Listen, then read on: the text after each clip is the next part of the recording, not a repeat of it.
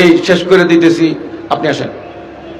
এই যে আরে হ, আপনি কপাল লাগছে, তাড়াতাড়ি দৌড়, সময় কম বেটা, সামনে আয়েন এদিক দিয়া।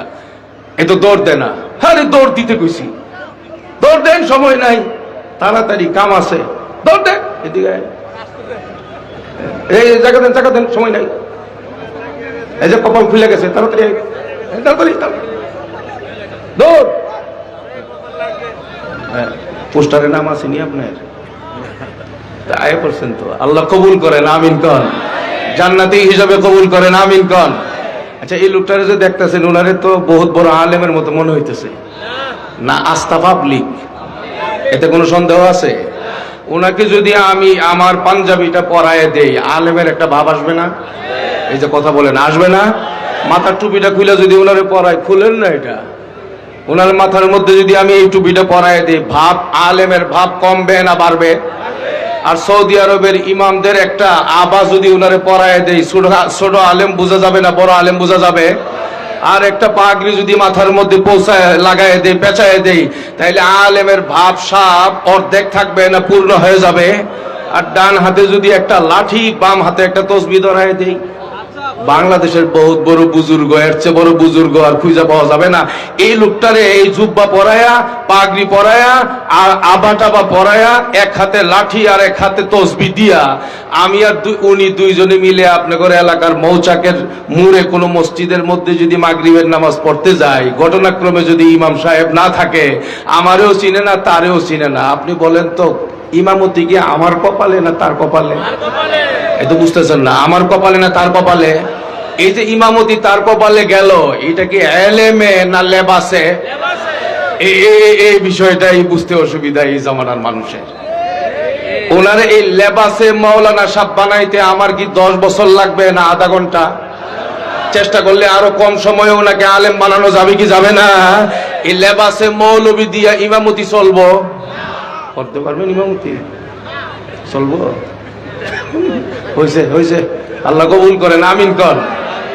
হ্যাঁ, তাইলে বোঝা গেল লেবাসে মৌলবি দিয়া তবলিগের জিম্মাদারি আদায় করা সম্ভব হবে না। এই যে মাওলানা সাহেব হুজুর আছে, উনি দাওরা ফারেক হয়েছে যে মাদ্রাসা থেকে, দাওরা পড়তে ওনার নিম্নে 16 বছর সময় লাগছে রে ভাই। কত বছর? জুড়ে কান। 15-16 বছর সময় লাগছে। এই 15-16 বছরে এলেমে উনি আলেম হইছে। আর নবী বলছেন, ইন্নাল উলামা ওয়ারাসাতুল আম্বিয়া ওয়া ইন্নামা লাম ইউয়ারিসু আল ইলম। উলামায়ে কেরাম তারাই হবে যাদের সিনার মধ্যে এলেম আছে, যাদের সিনার মধ্যে কোরআন হাদিসের পর্যাপ্ত এলেম আছে। সেই সকল উলামায়ে কেরামই হচ্ছে আম্বিয়ায়ে কেরামের ওয়ারিস। উলামায়ে কেরাম কে আলেম, কে মুফতি, কে মুহাদ্দিস, আপনি বুঝবার জন্য সহজ হইল এদেশের আপনাদের এলাকার বিজ্ঞ উলামায়ে কেরাম যাদেরকে আলেম হিসাবে স্বীকৃতি দিবে, তারাই হইলেন উলামা। তাদেরকেই মানতে হবে। মানবার জন্য তৈরি আছেন তো ইনশাআল্লাহ? ভাই, এই বাংলাদেশে বহু চেষ্টা করা হয়েছে, আলেম চেনানো যায় নাই। সারা দেশের আলেমরা মিলে চেষ্টা করেছে, ফ্যাসিস্ট সরকারের লোকদেরকে আলেম চিনাইতে পারে নাই।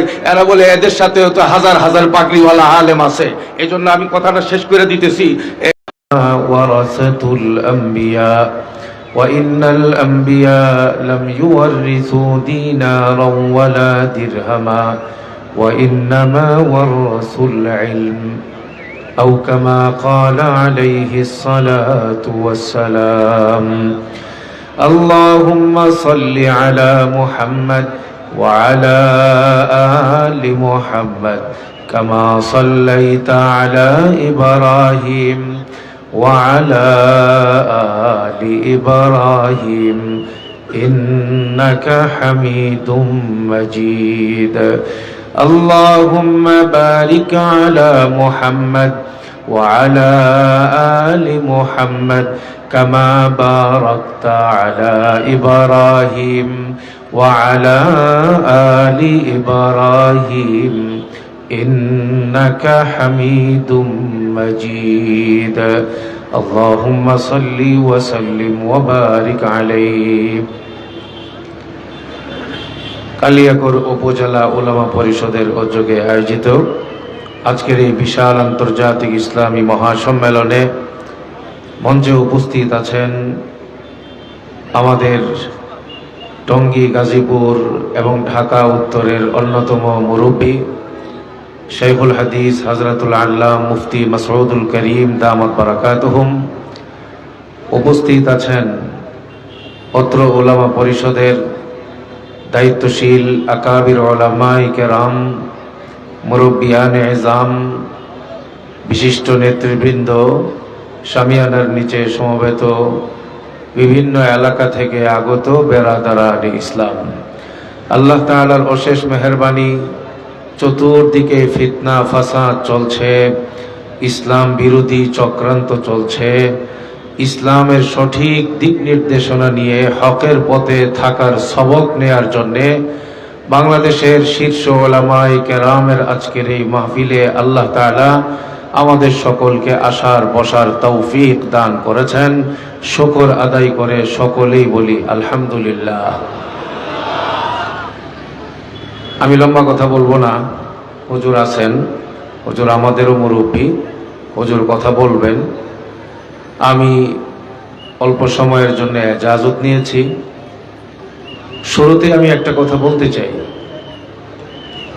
আমাদের বিএনপির নেতৃবৃন্দ একটু আগে কথা বলেছেন, এখানে যে যে দলই করেন, এই বাংলাদেশে যারা মুসলিম হিসেবে বসবাস করেন, কেউ ডাক্তার, কেউ ইঞ্জিনিয়ার, কেউ নেতা, কেউ কর্মী, কেউ উপদেষ্টা অথবা সরকারের বিভিন্ন গুরুত্বপূর্ণ দায়িত্বে নিয়োজিত ব্যক্তি অথবা দিনমজুর, দিন আনে দিন খায়, এই রকম সাধারণ মুসল্লিয়ানে কেরাম যারা আলেম নয়, আমি মনে করি সবাই ইসলাম পালনে এই বাংলাদেশে মায়ের কুলের মতো আরামে তারা বসবাস করে, আরামে তাদের ইসলাম পালন করে। কঠিন এক যুদ্ধের মধ্যে দিন কাটে, রাত কাটে, সপ্তাহ কাটে, মাস কাটে, বৎসর কাটে একটা শ্রেণীর। এই শ্রেণীটা বড় অসহায়। সমাজের গুরুত্বপূর্ণ ব্যক্তিরা অনেক সময় তাদেরকে উপেক্ষা করে চলে। ক্ষমতায় যারা ছিল বিগত 15-16 বৎসর যারা পালাইছে, তারাও তাদের নামে হামলা মামলা দিয়ে তাদেরকে কোণঠাসা করার চেষ্টা করেছে। একটা সমাজের মধ্যে আমাদের গোটা বাংলাদেশে একটা শ্রেণী আছে, এই শ্রেণীর কোনো আরাম নাই, ঘুম নাই, বিশ্রাম বলতে কিছু নাই, পেরেশানির কোনো শেষ নাই। এই শ্রেণীটার নাম হইল এই দেশের হাক্কানি রব্বানি উলামায়ে কেরাম। তার কারণ দিন যত যাচ্ছে ইসলাম বিরোধী চক্রান্ত এবং ষড়যন্ত্র দিন দিন কমতেছে না বাড়তেছে? কাদিয়ানীদের উৎপাত কমতেছে না বাড়তেছে? হিজবুত তাওহীদের উৎপাত কমতেছে না বাড়তেছে? দেওয়ানবাগী, আটরশি, চন্দ্রপাড়া, মাইজ ভান্ডার, কুমিল্লার ল্যাংটা সহ আরো যত ল্যাংটা ফ্যাংটার বাহিনী আছে, মাজার পূজারি, আল্লাহ থেকে মানুষকে দূরে সরাবার জন্য গরুর ব্যবসা যারা করে চাঙ্গা ভাবে, এই সময়টার মধ্যে বেশিরভাগ এই সব মানুষ আমাদের এই দেশে যত চক্রান্ত করছে মানুষকে ইসলাম থেকে দূরে সরাবার জন্যে, ইমান থেকে দূরে সরাবার জন্যে, আল্লাহ থেকে দূরে সরাবার জন্যে, নবী সুন্নত থেকে দূরে সরাবার জন্যে এই চক্রান্ত। আমি আপনাদেরকে জিজ্ঞেস করে জানতে চাই, এই কালিয়াকৈরে, গাজীপুরে এবং আমাদের এই সব অত্র অঞ্চলে আপনারা যারা বসবাস করেন, ইসলাম বিরোধী চক্রান্ত, নবী বিরোধী, আল্লাহ বিরোধী, সুন্নত বিরোধী চক্রান্ত দিন দিন কমতেছে না বাড়তেছে? এই সব চক্রান্তের মূল হুতা যারা ইহুদি, খ্রিস্টান, হিন্দু, বৌদ্ধ এবং তাদের চর, তাদের দূষর, তাদের দালাল, বাংলাদেশে যারা যেভাবে কাজ করছে ইসলামে আঘাত করবার জন্যে, কোরআনে আঘাত করবার জন্যে, ইসলামকে ধ্বংস করবার জন্যে, সঠিক ইসলাম থেকে মানুষকে দূরে সরাবার জন্যে যত বাতিল বাংলাদেশে কাজ করছে, সকল বাতিলের একমাত্র টার্গেট হইল এই দেশের কওমি দেওবন্দি উলামায়ে কেরাম। এক কথায় বলতে গেলে এখন সব বাতিল আলেমদেরকে টার্গেট করে আলেমদের বিরুদ্ধে কথা বলবার জন্য এখন মূল শিরোনাম একটাই আনছে, হেফাজতে ইসলামই হচ্ছে আমাদের সকলের পথের কাঁটা। বাংলাদেশে বিগত 15-16 বছরে ফ্যাসিস্ট সরকারের আমলেও হেফাজত ছিল বাতিলের চক্রান্ত, বাতিল হিসাবে চক্রান্তকারী যারা, তাদের সকলের টার্গেটের সংগঠন। আর বর্তমানেও পতিত পরাজিত আওয়ামী সরকারের তুষর হিসাবে যাদেরকে আমরা মনে করছি, সাদিয়ানি গোষ্ঠী, কাদিয়ানি গোষ্ঠী, যত ইসলাম বিরোধী চক্রান্তকারী গোষ্ঠী আছে, সব গোষ্ঠীর মূল টার্গেটে পরিণত হয়েছে হেফাজতে ইসলাম। কথা বলেন ঠিক কিনা? হেফাজতে ইসলাম মানে এই দেশের উলামায়ে কেরাম, এই দেশের ইমাম, খতিব, মুফতি, মুহাদ্দিস যারা আল্লাহকে, রাসূলকে, ইসলামকে জীবন দিয়ে ভালোবাসে, বাতিলকে প্রতিহত করতে চায়, তাদের জন্য অরাজনৈতিক ধর্মীয় সর্ববৃহৎ সংগঠনের নাম হেফাজতে ইসলাম। সেই হেফাজতে ইসলামই হচ্ছে বাংলাদেশে বাতিলের সর্বোচ্চ টার্গেট। এই হেফাজতে ইসলাম সহ হেফাজতের যত নেতৃবৃন্দ, উলামায়ে কেরাম, কালিয়াকৈরের যারা খেদমত করে যাচ্ছেন দ্বীনের, আমাদের আশপাশের জেলা, উপজেলায়, থানা, ওয়ার্ড পর্যায়ে ইমাম, খতিব, মাদ্রাসার আসাতিজায়ে কেরাম যারা যত রকম খেদমত করে যাচ্ছেন দ্বীনকে হেফাজতের জন্য, বাতিলের মোকাবেলা করবার জন্য, এই সকল উলামায়ে কেরাম এই বর্তমানে সকল বাতিলের একমাত্র টার্গেটে পরিণত হয়েছে। এর মূল কারণ হইল, বাতিলের উৎপাত যখন শুরু হয়, ইসলাম বিরোধী কর্মকাণ্ড যখন কোনো এলাকায় দেখা যায়, এলাকার সাধারণ মুসলমানরা নীরব থাকলেও দেওবন্দি কওমি উলামায়ে কেরাম জীবন বাজি রেখে ইসলাম বিরোধী ফিতনার মোকাবেলা করবার জন্য ময়দানে ঝাঁপায়া পড়ে। কথা বলেন ঠিক কিনা? এটা এই দেশে বারবার প্রমাণিত হয়েছে। আর সেই জন্যই আপনারা দেখেছেন বিগত 15-16 বছর যাবৎ ফ্যাসিস্ট আওয়ামী সরকার ভিন্ন মতের সব মানুষের উপরে জুলুম করেছে, তবে সবচেয়ে বেশি জুলুম নির্যাতন করেছে উলামায়ে কেরামের উপরে, সবচেয়ে বেশি জুলুম নির্যাতন করেছে কওমি মাদ্রাসাগুলোর উপরে। কথা বলেন ঠিক কিনা? এর মূলে কারণ একটাই ছিল, তারা চেয়েছিল আলেমদেরকে বিদায় করতে পারলে, আলেমদেরকে জেলখানায় বন্দী করে রাখতে পারলে, আলেমদের আওয়াজকে স্তব্ধ করে দিতে পারলে এই দেশ থেকে ইসলামকে আমরা বিদায় করে দিতে পারবো, আর আমাদের ক্ষমতার সিংহাসন চিরস্থায়ী হবে। কিন্তু বর্তমান বাংলাদেশ এই কথা আমাদেরকে দেখায় দিতেছে, আলেম ওলামা তাদের কণ্ঠ আগে যতটা শক্তিশালী ছিল, তারা বর্তমানেও আগের চেয়েও আরো বেশি শক্তি নিয়ে হকের কথা বলে যাচ্ছেন। আলেমদের দমন করবার জন্য গোটা রাষ্ট্রকে যারা ব্যবহার করেছে, তাদেরকে এখন গোটা বাংলাদেশে বাতিল লাগাইয়াও খুঁজে পাওয়া যায় না। কথা বলেন ঠিক কিনা?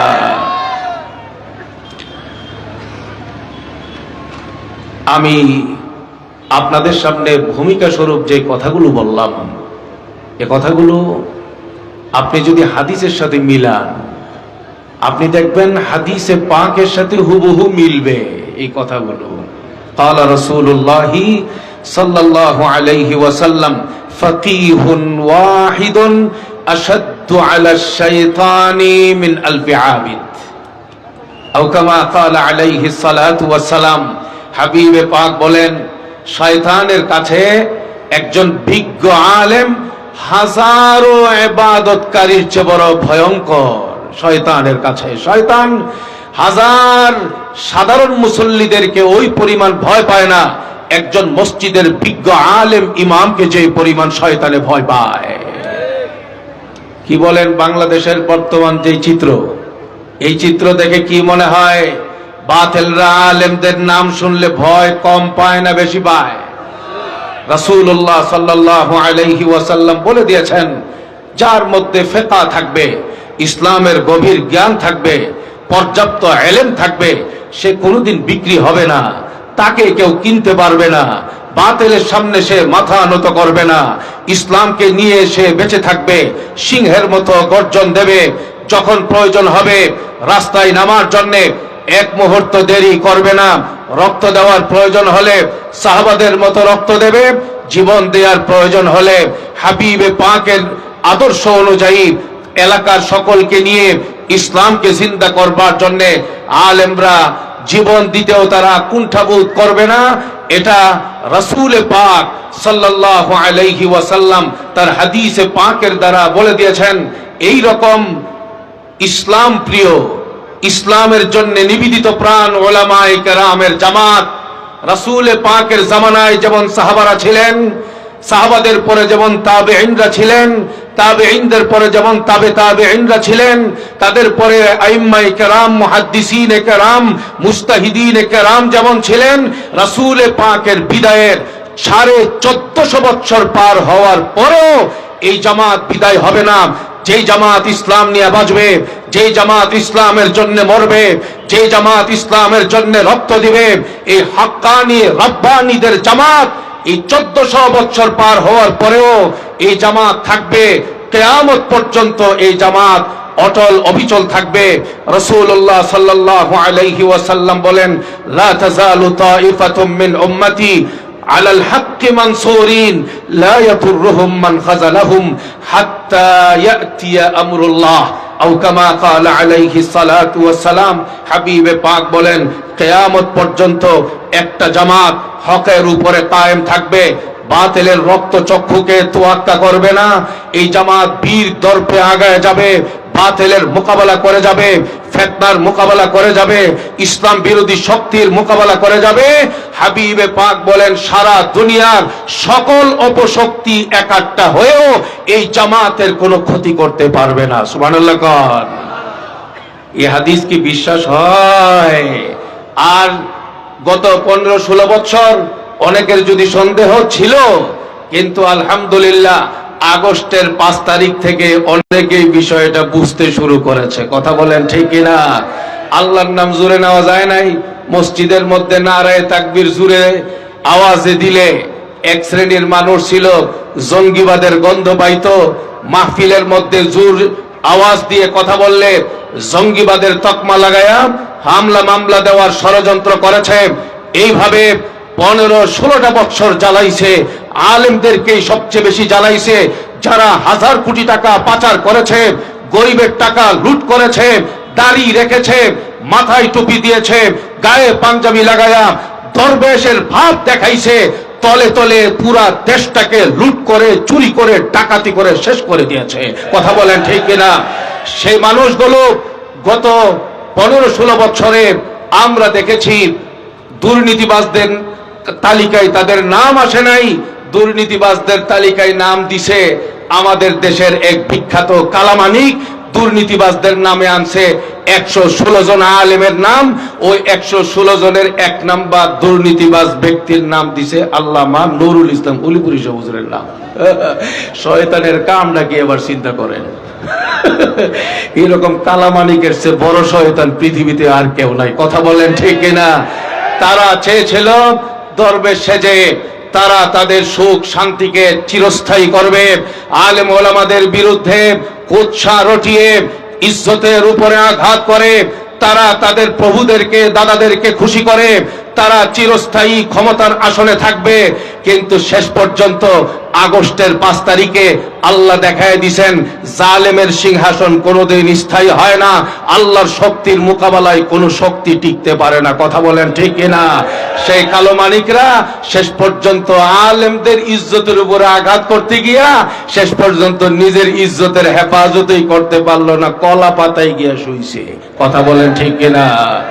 আমি পরিষ্কার বলে দিচ্ছি, যারা পালাইছে তাদের জন্য যেমন আগস্টের 5 তারিখ সতর্কবার্তা, আগামী সামনে নির্বাচনের মাধ্যমে এই দেশ শাসন করবার জন্য যারা ক্ষমতায় বসতে চায়, আগস্টের 5 তারিখের স্বাধীনতা দিবস তাদের জন্য রেড সিগন্যাল পরিষ্কার জানায় দিচ্ছি। বাংলাদেশকে নিয়ে বিগত দিনের মতো চিন্তা করলে হবে না।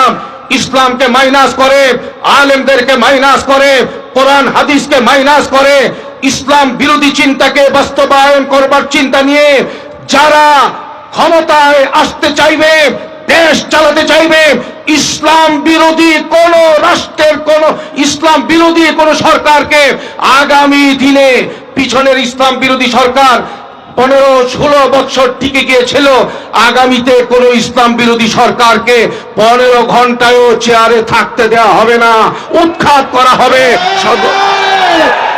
নারে তাকবীর, নারে তাকবীর, উলামায়ে দেওবন্দ জিন্দাবাদ, জিন্দাবাদ। আমাদের পরিষ্কার কথা, বহু শাসন আমরা দেখেছি, ক্ষমতার মস্তদে বহু ব্যক্তিদের চেহারা আমরা দেখেছি, ক্ষমতায় যাওয়ার আগে অনেক প্রতিশ্রুতি দিয়েছেন, ক্ষমতায় যাওয়ার পরে আমাদের সঙ্গে বাটপারি করা হয়েছে। কথা বলেন ঠিক না? আমি জাতির সামনে কথা রাখতে চাই, আপনারা মানব রচিত আইনের শাসন আপনারা দেখেছেন, চুরি থামাতে পারেন নাই, ডাকাতি থামাতে পারেন নাই, দুর্নীতি থামাতে পারেন নাই, জেনা থামাতে পারেন নাই, ইফটিজিং বন্ধ করাতে পারেন নাই, দেশের অপশাসন বন্ধ করাতে পারেন নাই। এখন সময় এসেছে ইসলামকে নিয়ে দেশ সাজাবার, আর আমাদের সকলকে আল্লাহমুখী হওয়ার, কোরআন দিয়ে দেশের আইনকে তৈরি করার। আমি পরিষ্কার বলে দিচ্ছি, আমরা যদি আগামী দিনে বাংলাদেশকে ইসলামের বাংলাদেশ বানাতে পারি, ক্ষমতার মস্তদে উলামায়ে কেরামকে বসাতে পারি, এই দেশের মানুষ ঠকবে না, চুরি ডাকাতির কবলে তারা পড়বে না, দেশ হবে সোনার বাংলাদেশ। সোনার বাংলাদেশ আক্ষরিক ভাবে যদি আমরা পেতে চাই, বাংলাদেশকে ইসলামের বাংলাদেশ বানাতে হবে। কথা বলেন ঠিক কিনা? আমি আপনাদের সামনে যে কথাগুলো বলছিলাম, রাসূলুল্লাহ সাল্লাল্লাহু আলাইহি ওয়াসাল্লাম বলে দিয়েছেন, লা তাযালু তাইফাতুম মিন উম্মতি আলাল হাক্কি মানসুরিন। কেউ এইরকম চিন্তা করার সুযোগ নাই, আলেম ওলামারা কিছুদিন থাকবে আন্দোলনের মাঠে, এরপরে বেড়াকে চলে যাবে, এইরকম কথা সাতপন্থীরা বহুদিন বলছে, আরাম করে জ্বালাইছে। কথা বলেন ঠিক কিনা? কিন্তু এই দেশের ওলামায়ে কেরাম 18 সাল থেকে ময়দানে নামছে, এখনো পর্যন্ত ময়দানে আছে। ইসলামের বিরুদ্ধে যারা ষড়যন্ত্র করবে, সাতপন্থী হয়ে ষড়যন্ত্র করবে, কাদিয়ানি হয়ে ষড়যন্ত্র করবে, সাদিয়ানি হয়ে ষড়যন্ত্র করবে, হিজবুত তাওহীদ হয়ে ষড়যন্ত্র করবে, ল্যাংটা ফ্যাংটার মাজারের চক্রান্তকারী দালাল হিসাবে চক্রান্ত করবে, নাস্তিক মুরতাদ হয়ে চক্রান্ত করবে। আমাদের পরিষ্কার কথা, আলেম ওলামা জীবনের তোয়াক্কা করে না, ইসলাম ছাড়া কিছুই বুঝে না। একজন আলেম, তার চোখের সামনে ইসলামকে নিয়ে কেউ ষড়যন্ত্র করবে, দুনিয়ার সবাই তারা চুপ করে থাকতে পারে, দেওবন্দি হাক্কানি রব্বানি ওলামায়ে কেরাম কখনো চুপ করে বসে থাকবে না। নারে তাকবীর, নারে তাকবীর, উলামায়ে দেওবন্দ নারে তাকবীর। রাসূল পাক সাল্লাল্লাহু আলাইহি ওয়াসাল্লাম বলেন, হকের উপরে কায়েম থাকবে এই জামাত, যারা হকের জন্য লড়বে, যারা বাতিলের মোকাবেলায় লড়বে, যারা বাতিলের কোনো তোয়াক্কা করবে না, এই জামাত হার জামানায় থাকবে, কিয়ামত পর্যন্ত কায়েম থাকবে। এই হাদিসের প্রতি যাদের বিশ্বাস আছে, বলেন তো এই জামাত বর্তমানে এই সময়ে আমাদের কালিয়াকৈর সহ বাংলাদেশে এই জামাত আছে না নাই? এই জামাত কায়েম থাকবে, তাদের আন্দোলন থামবে না, তাদের কার্যক্রমের গতি দুর্বল হবে না, এটা একটা পূর্ণতায় যাবে। এই আন্দোলনের চূড়ান্ত ফসলটা কি হবে? রাসূলুল্লাহ সাল্লাল্লাহু আলাইহি ওয়াসাল্লামের উম্মতের জন্য আল্লাহ তাআলা জানায় দিবেন, ইউরিদুনা লিইউতফিউ নূরাল্লাহি বিআফওয়াহিহিম ওয়াল্লাহু মুতিম্মু নূরিহি ওয়ালাউ কারিহাল কাফিরুন।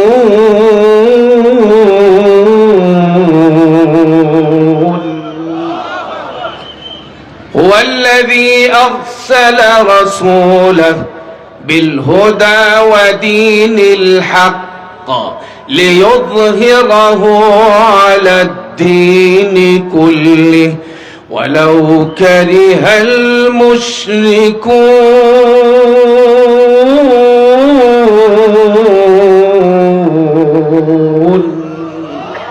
আল্লাহ তাআলা বলেন, সারা দুনিয়ার ইসলাম বিরোধী শক্তি, কাফের, মুশরিক, বেঈমান, তারা একাট্টা হয়ে চিন্তা করবে, চেষ্টা করবে, পরিকল্পনা করবে ইসলামকে নিভায়ে দেওয়ার জন্য, ইসলামের আলোকে নিভায়ে দেওয়ার জন্য। আল্লাহ বলেন, কোনো কান্নাকাটি করে কোনো লাভ নাই, একটা পর্যায়ে গিয়ে সবাইকেই পালাতে হবে। কিন্তু ইসলাম পূর্ণতা লাভ করবে। কতটুকু পূর্ণতা লাভ করবে? রাসূলুল্লাহ সাল্লাল্লাহু আলাইহি ওয়াসাল্লাম বলেন, লা ইয়াবকা আলা যাহরিল আরদি বাইতু মাদারিন ওয়ালা ওয়াবারিন ইল্লা আদখালাহু আল্লাহু কালিমাতাল ইসলাম আও কামা ক্বালা আলাইহি সালাতু ওয়াসসালাম। হাবিবে পাক বলেন, সংগ্রাম চলতে থাকবে, হক আর বাতিলের মধ্যে লড়াই চলতে থাকবে, আরাম আয়েশ করে ইসলামকে পূর্ণতায় পৌঁছানো হবে, এই চিন্তা করার কোনো সুযোগ নাই। হাবিবে পাক বলেন, সংঘাত আর সংগ্রাম চলবে, হক আর বাতিলের সঙ্গে লড়াই চলতে থাকবে, কখনো বিপদ আসবে, যারা হকপন্থী তাদের জন্য পরীক্ষা হবে, কিন্তু দিন শেষে, বছর শেষে, সময় শেষে বিজয়ী হবে হকপন্থী মুসলমান এবং উলামায়ে কেরাম। হাবিবে পাক বলেন, বিজয় আসতে থাকবে, বিজয় আসবে বাংলাদেশে, বিজয় আসবে আফগানিস্তানে, বিজয় আসবে সিরিয়ায়, বিজয় আসার দ্বার প্রান্তে আসবে মিশর, বিজয় আসতে থাকবে পৃথিবীর বিভিন্ন প্রান্তে। হাবিবে পাক বলেন, একটা পর্যায়ে গোটা পৃথিবীর চিত্র পাল্টে যাবে। পৃথিবীর উত্তর থেকে দক্ষিণ, পূর্ব থেকে পশ্চিম, শহর থেকে গ্রাম, ওয়ার্ড থেকে থানা, প্রত্যেকটা কাঁচাঘর, পাকাঘর, দালান, প্রত্যেকটা ঘর কিয়ামতের আগে ইসলামের আলোতে আলোকিত হবে। একজন খ্রিস্টান সারা পৃথিবীতে খুঁজে পাওয়া যাবে না, একজন হিন্দু সারা পৃথিবীতে খুঁজে পাওয়া যাবে না, একজন ইহুদি সারা পৃথিবীতে খুঁজে পাওয়া যাবে না, একজন বৌদ্ধ সারা পৃথিবীতে খুঁজে পাওয়া যাবে না। কিয়ামতের আগে ইসলামের বিজয় গোটা পৃথিবীতে ছড়িয়ে পড়বে। প্রত্যেকটা ঘরে লা ইলাহা ইল্লাল্লাহর কালিমার আওয়াজ উচ্চারিত হবে। সুবহানাল্লাহ। এই ক্ষেত্রে আমাদের সকলকে সিদ্ধান্ত নিতে হবে।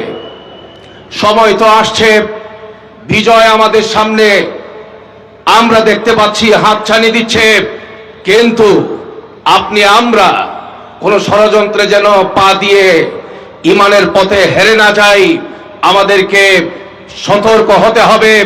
টুপিওয়ালারাও ষড়যন্ত্র করছে, দাড়ি গালের মধ্যে লাগায়া ষড়যন্ত্র করছে, হাতের মধ্যে তসবিহ নিয়েও ষড়যন্ত্র হচ্ছে, লেবাস অনেক লম্বা, পাগড়িও অনেক লম্বা, কিন্তু ষড়যন্ত্রের বিষ দিয়া তার ভেতরটা ভরা।